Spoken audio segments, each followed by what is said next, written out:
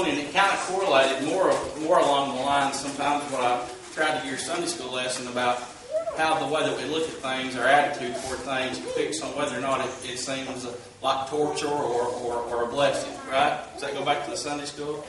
But I was thinking about a woman that read about a woman that came into a beauty shop one day to get her hair fixed, and the beautician, I promise I'm not throwing this at you.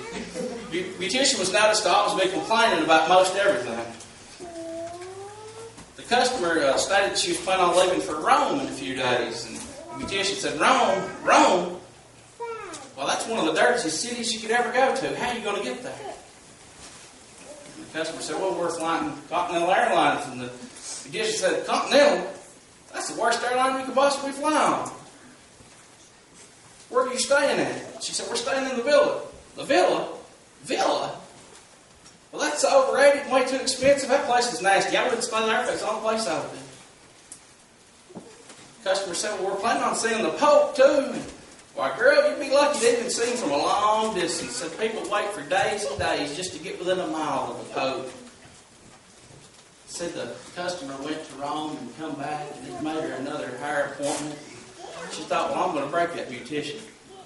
I'm tired of hearing her complain all the time. And she come back in and the beautician said, well, how was your trip? She said, well, I'll tell you what. She said, that was beautiful. Rome was beautiful. Said the most beautiful place. Said we started on the flight over there and they'd overbooked it and they felt bad, so they moved us up to first class and fed us steak the whole way over there. Said when I got over there, so they'd just done a big renovation on the villa and said that they'd overbooked it too, and I got to stay in the owner's penthouse.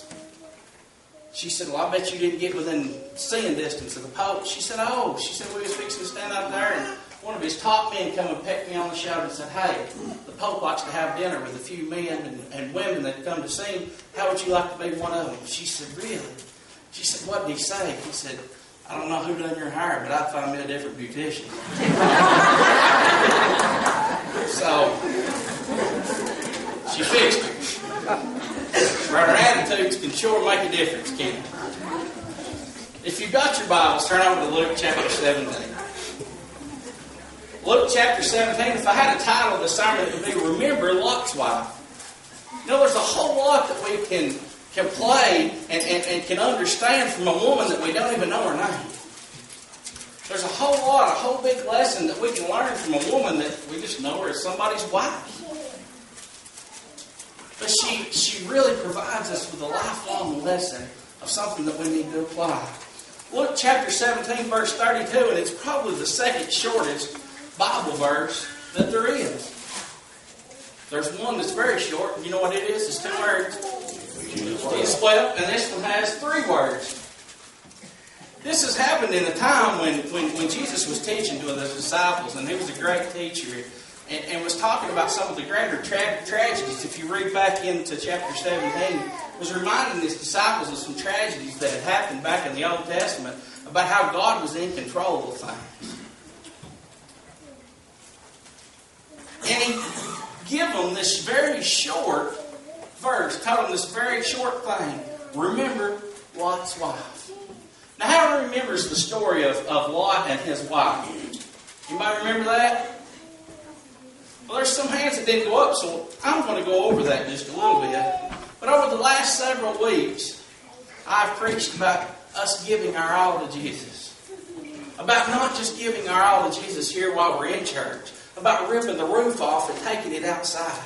About being a light out into the world that people want what you have. And we're kind of staying with that theme today. But today we're taking it a little bit farther. We're talking about being completely sold out to God. I'm sure at some point we've probably, at some point, if we went to church very long, probably have heard that story. But I'm going to give a brief summary here of Lot and his wife here, of kind of the events that transpired as to what I want to talk about. There were some angels that had visited Abraham. Now, Abraham was Lot's what? Anybody know? Abraham was Lot's uncle. Right? Everybody got that? Everybody with me? Abraham was Lot's uncle. And there was 3 angels that come to visit Abraham. and told Abraham that they were going to destroy the city. Does everyone remember that? 2 angels went ahead, and one stayed there, which was the Lord that stayed with Abraham. And Abraham kind of pleaded. God told him that he was going to destroy the city of Sodom, and hellfire and brimstone was going to rain down upon and destroy the city. And in that, Abraham pleaded with God not to, because I think he knew that Lot was down there, and he had family. He said, God, if there was 50 righteous people there, would thou save that city? Would you save it? If there was just 50? God said, yeah, I would. And Abraham kept pleading and pleading with him until it got down to how many? 10. 10 people.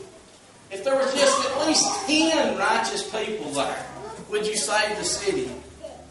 Yeah. But you know how the angels, the 2 angels that appeared first to Abraham, went on into the city, and they were met at the city gate by who? I'm going to make sure everybody's paying attention today. Lot. And at that time, it was customary, traditionary, when you met somebody at the city gate, that you were in charge of that person's, you were responsible for that person while they were in your city. That they were a guest of yours and you were responsible. So Lot took those 2 angels to his house. And at that night, men started beating on the door. You remember this part of the story now? They started beating on the door, wanting those 2 nice-looking men that had just come into the city. The city was corrupt. The city was corrupt. They wanted to have relations with those 2 men that come into the city. And Lot knew that because that he was in charge of those 2 men, he even offered up his daughters. You remember that part? But all of a sudden, those 2 angels struck everybody in the town blind. Remember that? He struck them all blind, and they said, come on, we're getting out of the city. God's going to destroy this city. Is way beyond saving. There's not even 10 righteous people here. Let's go. He told Lot and his wife and his daughters to come on, and their fiancé stayed behind because they enjoyed that life too much. Well, during part of that story, that they started leading them up the mountain, out of the city, and they told them not to look back. They said, whatever you do, don't look back. And Lot's wife did what? Look back. And what did she turn into? A pillar of salt. The point of that story, and what I want to relate to us, is that sometimes we want to say that we want to be Christians, but far too often we want to look back at the life we had before. We want to say that we want to be sold out, but we also want too much of that life that we had before. We want to say, God, I want to give you my all. We sit in church and say, God, I want to give it all to you. I want to be a living example for you. I want to be a light for you. But as soon as we leave church, the next time we're talking to Him, we're saying, God, I'm sorry that I didn't take that opportunity that I had. The next time we're talking to Him, it's not asking Him for help to witness to somebody. It's not asking for guidance in our lives. It's usually, most of the time, repenting for the times that we should have used Him and didn't. So another thing I wanted to bring up in the story about Lot's wife is that the rest of the family were saved. They wanted to save Lot's wife. Has anybody ever looked up the definition of saved? If you look that definition up, saved says to keep safe or rescue from harm or danger. You see, in that story, that's what the angels were trying to do to Lot and his family there. They were trying to save them from what was fixing to happen because of a corrupt city that God was fixing to destroy. You know, in our own lives, that's what God is trying to do for us. That's what Jesus is trying to do in our lives. He's trying to save us from danger. We know what that is. If you look at the save term in Christian terms, it means to deliver out of. God's wanting to deliver you this morning out of whatever it is in your life that's hindering you from being sold out to Him. God's wanting to save you this morning from whatever it is in your life that's wanting you to turn over your shoulder and look back. I heard on the radio this week during one of the morning shows that was talking about that far too often we start our prayer out with, God, please forgive me for something that we've already asked forgiveness from. Did anybody hear that?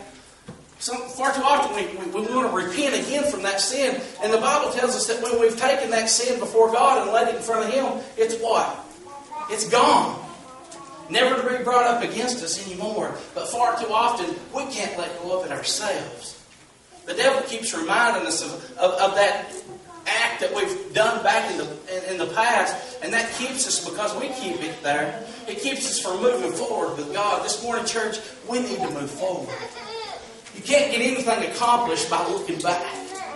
You think you can't get anything accomplished by looking back at the things that you once did in your life, the mishaps or the sins that you committed in your life in the past. You can't go forward by looking back at them, church. You've got to keep moving forward. You've got to keep looking ahead, because He's wanting to save you.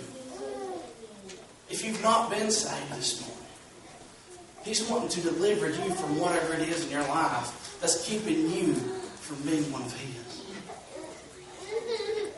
Sometimes in our lives that we become Christians, and we say that we want to give it all to God, but we don't want to turn loose of it.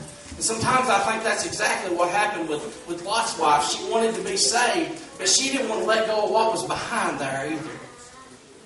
She wanted to straddle the fence. Everybody heard that term? She wanted to be lukewarm. She wanted to be saved, but she had to leave the lifestyle, I think. God has called us to be set apart. He's called us to be set apart, to be working toward His good, to be glorifying Him, to be edifying Him, to exalt Him, to lift Him up. And we can't do that by looking back. We can't lift up our Savior this morning by looking over our shoulder. We've got to give it to Him. We've got to give everything in our life to Him. We've got to be completely sold out this morning.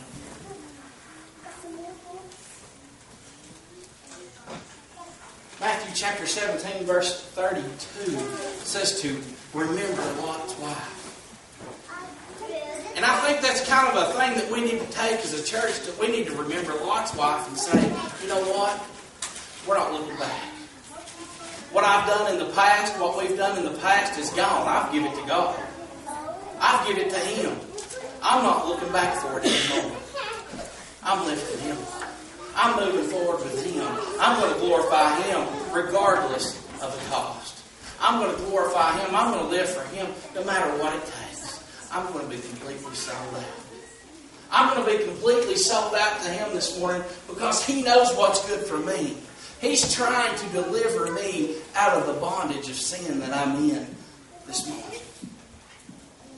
That's what He's trying to do for all of us. If there's something in your life that you just can't let go of, if you want to keep looking over your shoulder, if you ain't careful, you'll turn into the pillar of salt yourself. You'll miss some things that God's wanting you to take advantage of in this life. Some opportunities, some blessings that He's wanting to give you that you'll miss because of looking over your shoulder. Looking back at things that's happened. Let's stand this morning.